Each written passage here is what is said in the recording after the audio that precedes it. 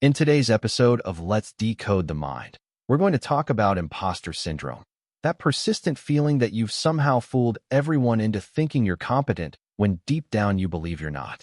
This audio recording includes subtitles so you can follow along more intentionally and absorb the ideas at your own pace. Why is it that so many capable, accomplished people walk around feeling like frauds just waiting to be exposed?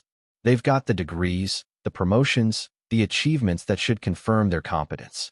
Yet somewhere in the back of their mind, there's this constant whisper, you don't actually belong here. You've just been lucky. And sooner or later, everyone's going to figure out that you have no idea what you're doing. On the outside, they're solving problems and delivering results. But inside, there's this nagging dread that it's all a house of cards, that each success has been a fluke, each achievement the result of timing or charm or other people overestimating their abilities. This experience has a name: imposter syndrome. It's the strange phenomenon where objective evidence of your competence does nothing to convince the subjective experience of your inadequacy. So let's talk about why this happens and how to break free from it. Because none of this is about actual incompetence. It's about a distorted lens through which you're viewing yourself. And if you understand how that lens got warped, you can start to correct your vision. Most people with imposter syndrome aren't just good at what they do. They're often exceptionally talented and dedicated. Yet they remain convinced they've somehow tricked others into believing they're qualified. Why would your mind refuse to accept the evidence? Why would you cling to a self-image that contradicts observable reality? As children, we don't arrive at conclusions about our abilities through careful analysis. We absorb messages, interpret experiences, and create stories about who we are. For many people with imposter syndrome, somewhere early in that process, a particular narrative took hold. I'm not inherently capable. I just work hard, or people think I'm smarter than I am, or I just got lucky. At first, this narrative might even serve you. It keeps you humble, drives you to prepare thoroughly, stops you from becoming complacent. Your fear of being found out pushes you to work harder, learn more, double-check everything. You become known as someone reliable, someone who delivers consistent quality. But here's the hidden cost. What looks like healthy motivation is actually a form of psychological self-harm. You're living in constant cognitive dissonance, where each new achievement doesn't build confidence, but instead increases anxiety. The more successful you become, the more you have to lose if you're exposed. The higher you climb, the more terrifying the potential fall. Over time, you internalize a destructive belief. If people knew the real me, they wouldn't value me. This creates a split between your capable public persona and your supposedly inadequate private self, making authentic connection nearly impossible because you're convinced that being truly seen means being rejected. So instead of celebrating your wins, you dismiss them. Anyone could have done that. I just got lucky. They're being nice. Instead of owning your expertise, you attribute it to external factors. You respond to compliments with deflection, to recognition with discomfort, to opportunities with dread. And slowly, your relationship with your work suffers. Despite all your achievements, you don't feel satisfaction or joy. You stick to what you know you can execute flawlessly, avoiding risks that might expose your limitations. You overprepare for everything, spending hours on tasks that others complete in minutes. While others are building on their confidence and expanding their capabilities, you're expending all your energy maintaining a facade while waiting for the other shoe to drop. You start operating as if discovery is inevitable, as if it's only a matter of time before everyone realizes you're not as qualified as they thought. Every question becomes a test. Every mistake becomes evidence. Every evaluation becomes a potential unmasking. This hypervigilance makes it impossible to be present, to take creative risks, to learn openly, to collaborate freely. What do? You try to silence the imposter voice by becoming unimpeachable. You pursue more credentials, more validation, more external markers of competence. You aim for perfection, believing that if you could just be good enough, the doubt would finally quiet down. But none of it works. Because imposter syndrome isn't actually about competence. It's about a fundamental mistrust in your own perception, a deep-seated belief that you can't accurately evaluate your own abilities.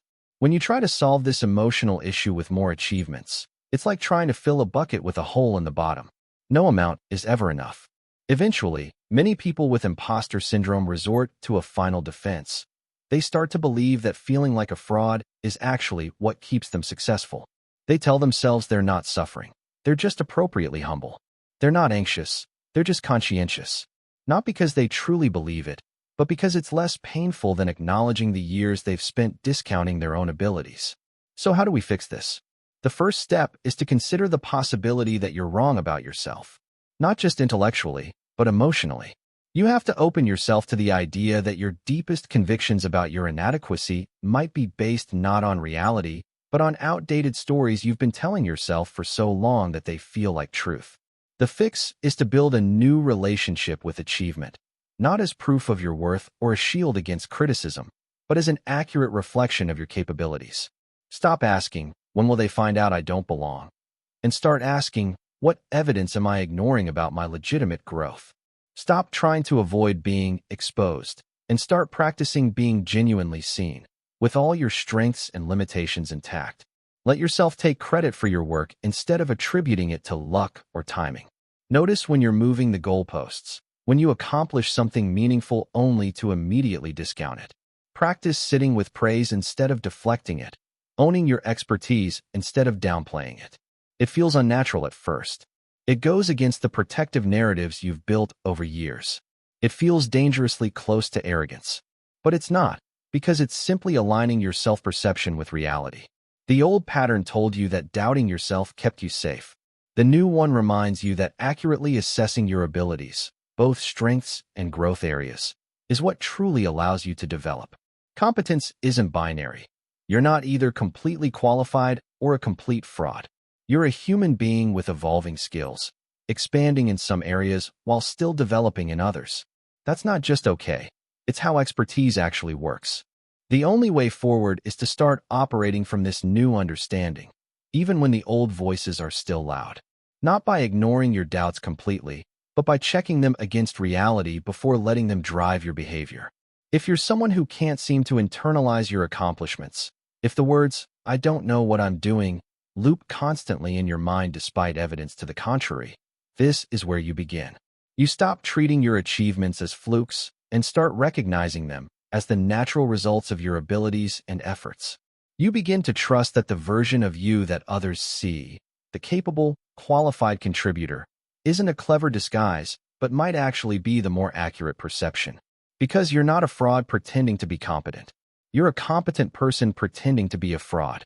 And if you can recognize that distinction, you'll begin to experience the simple satisfaction of owning your successes.